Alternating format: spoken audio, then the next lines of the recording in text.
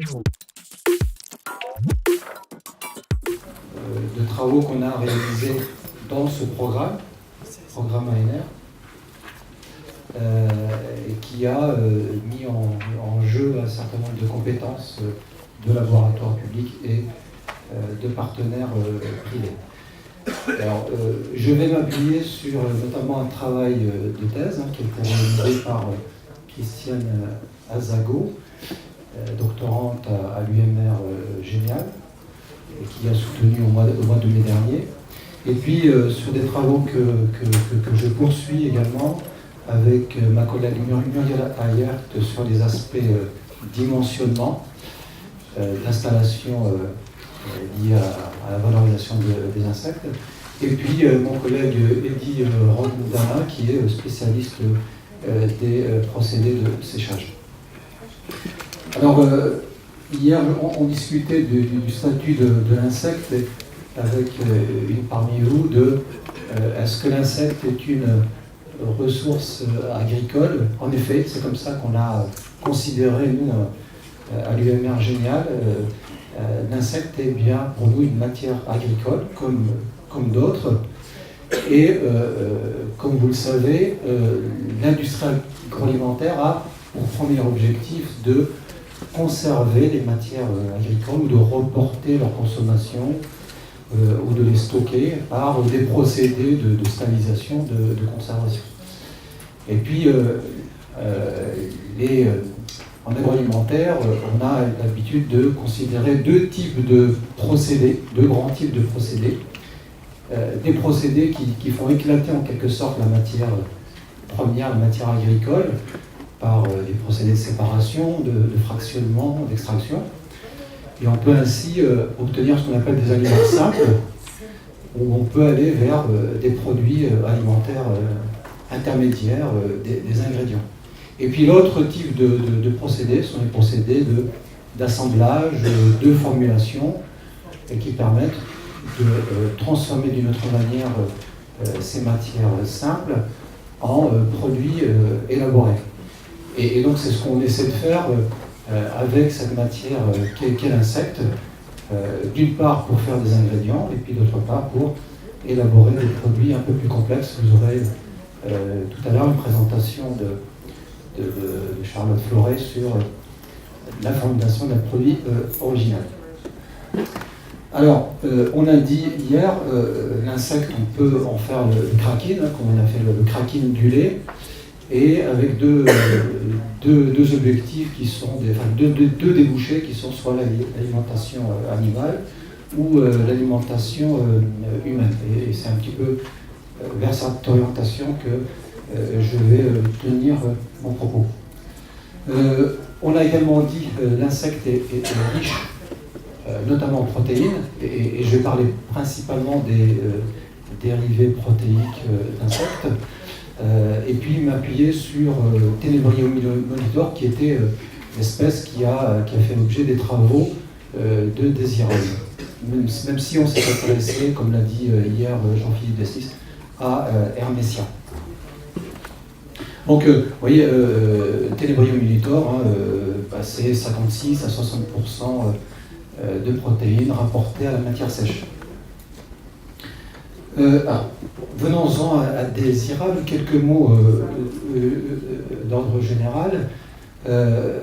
L'idée de ce programme, c'était de générer des données quant à générer qui permet de faire un espèce de diagnostic sur cette filière et d'apporter un certain nombre d'informations concernant l'amont, aussi bien les ressources, la biomasse à fournir à l'insecte pour élever des insectes en grande masse, même si on a travaillé d'abord à l'échelle du laboratoire.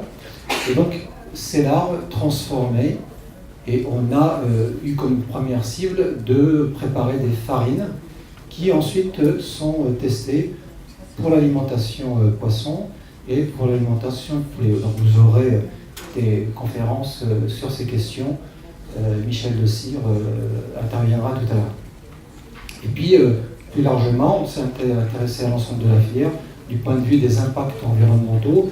Et même, on est allé un peu plus loin, à savoir élaborer des scénarios de filière. Et Joël Aubin et Catherine Macombe vous en diront plus au cours de la session numéro 4. Donc c'est un projet qui a réuni 9 laboratoires publics. Vous avez les organismes qui sont cités ici. Et puis au départ, on avait 2 partenaires privés, un éleveur d'insectes, IPV Food, qui depuis 2015 a cessé son activité, et vous connaissez tous la start-up Insect qui a embarqué sur ce projet, qui s'est terminé très récemment, puisqu'on a une petite prolongation jusqu'au 30 septembre 2017. Alors je vais vous dire un petit peu comment on a abordé sur la partie qui me concerne. Donc là, les couleurs sont un peu changées. Je vais vous parler, puisque le projet est décomposé en 4 pavés, si je peux dire. La partie élevage, Frédéric Marion-Paul, qui était hier, a beaucoup œuvré sur la partie élevage, notamment l'effet des régimes alimentaires sur l'élevage de ténébriaux. Et puis, nous avons à l'UMR Génial, nous sommes préoccupés de quel type d'ingrédients ou quelle farine à préparer, avec quel procédé pertinent et extrapolable à plus grande échelle. Et les farines qu'on a présentées étaient proposées à l'alimentation poisson et poulet. Et donc, je vais décliner un petit peu cette partie tâche 2, qu'on a appelée tâche 2. Tout d'abord, je vous ai dit que c'était Ténébrouillé Monitor. IPV Food, à l'époque, nous a fourni en larves, qu'on recevait congelées, avec un régime alimentaire qui était défini sur la base de l'expérience d'IPV Food. Donc, un stade vert, de mémoire, c'était 11 à 13 semaines. Et donc, on essayait de maîtriser cette matière première, même si il peut y avoir des variations. En tout cas, c'est une première condition qu'on a essayé de piloter. Pour ensuite envisager un certain nombre de voies de transformation.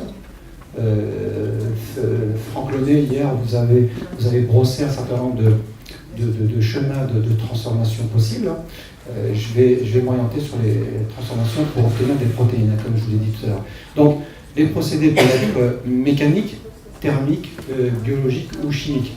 Et puis, on s'est inspiré de ce qui existait déjà, à savoir les process que l'on trouve dans la filière poisson et dans la filière soja, avec les avantages et les inconvénients de ces process.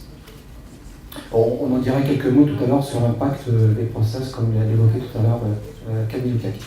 Et puis alors, donc, les ingrédients.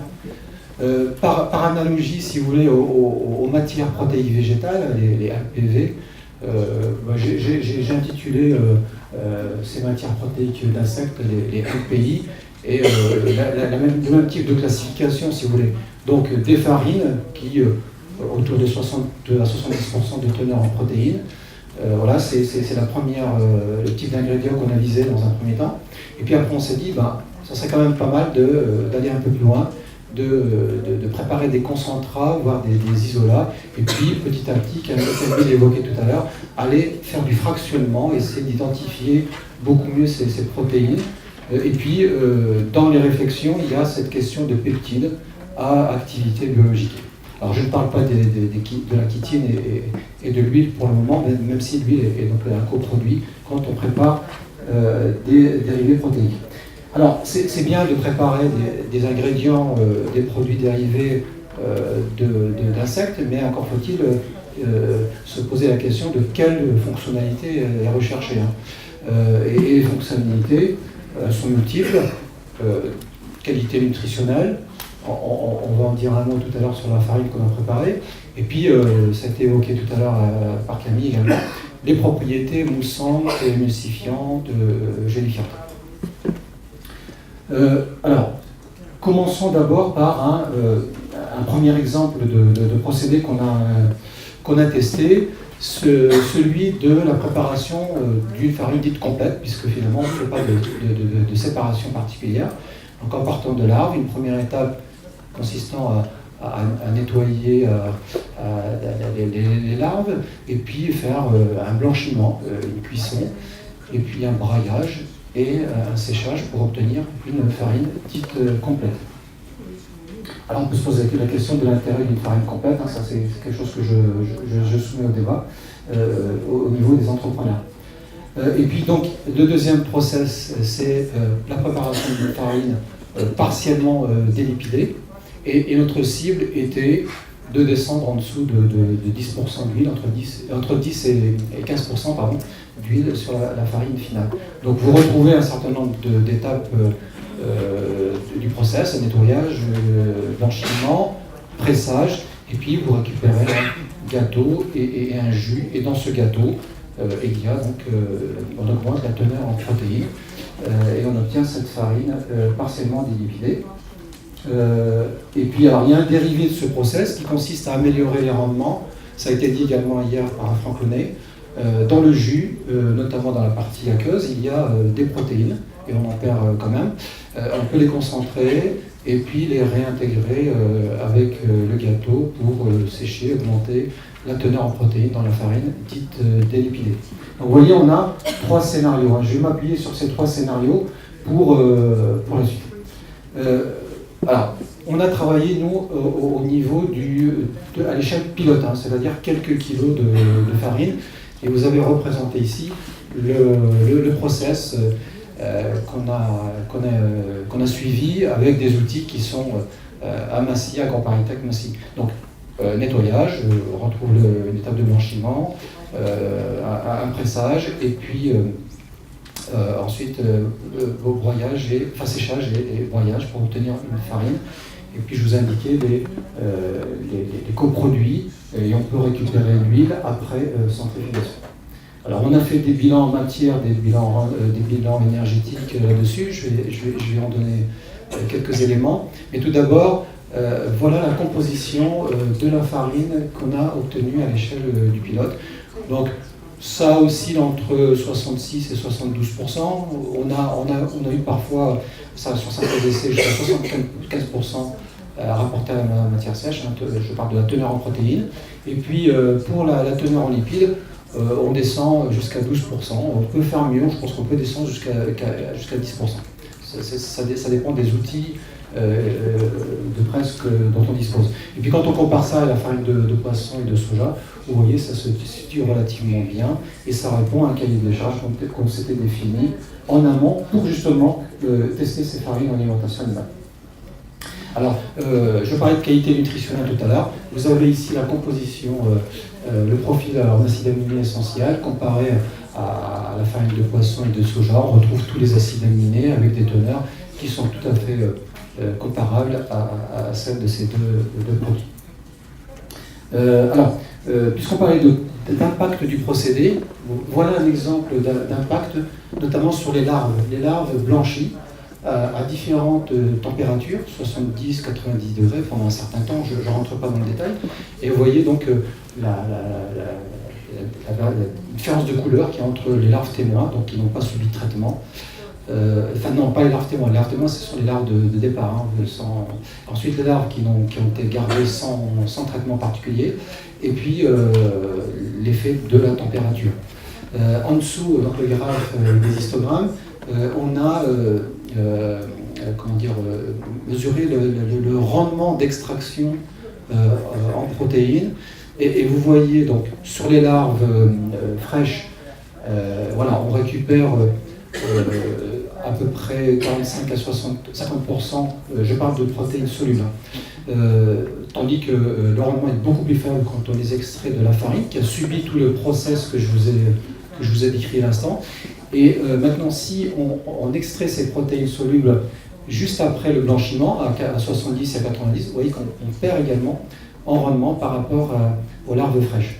Et puis, quand il s'agit d'extraire les protéines solubles juste après le pressage, là, on a peu de pertes, on en a un petit peu, mais c'est vraiment l'effet du traitement thermique qui fait chuter le rendement d'extraction de protéines solubles, dont je vais donner quelques caractéristiques physico-chimiques dans un instant. Voilà.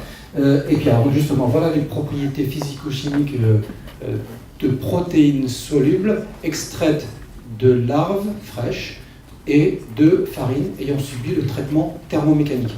Donc du point de vue du profil en masse moléculaire, vous avez une distribution qui va jusqu'à 97-100 000 Dalton.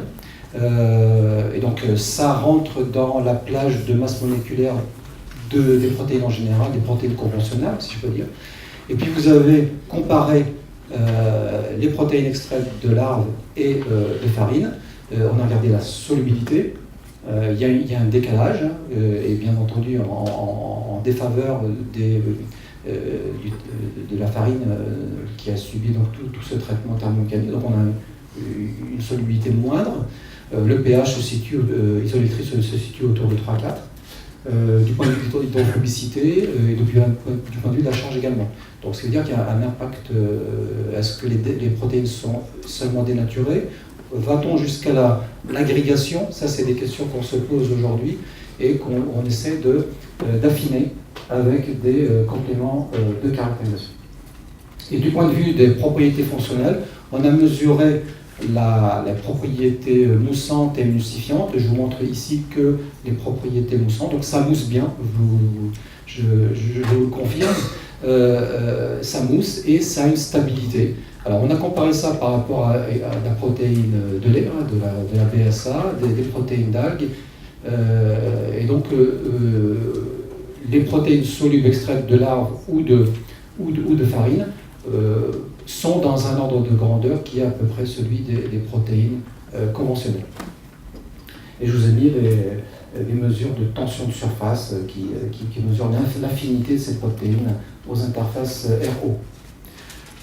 Alors, je reviens pour terminer sur les trois scénarios que j'évoquais tout à l'heure. Parce qu'on n'a pas de données, on n'a pas accès à des installations, encore qu'on a pu accéder à des installations d'élevage, de transformation, pas vraiment.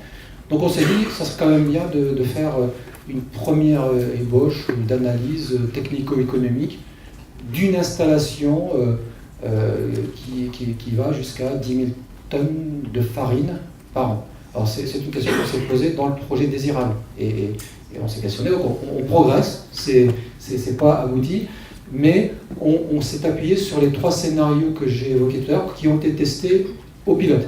Et on a extrapolé ça à cette échelle. Et donc on a d'abord, on s'est penché d'abord sur la consommation d'énergie rapportée à la matière sèche.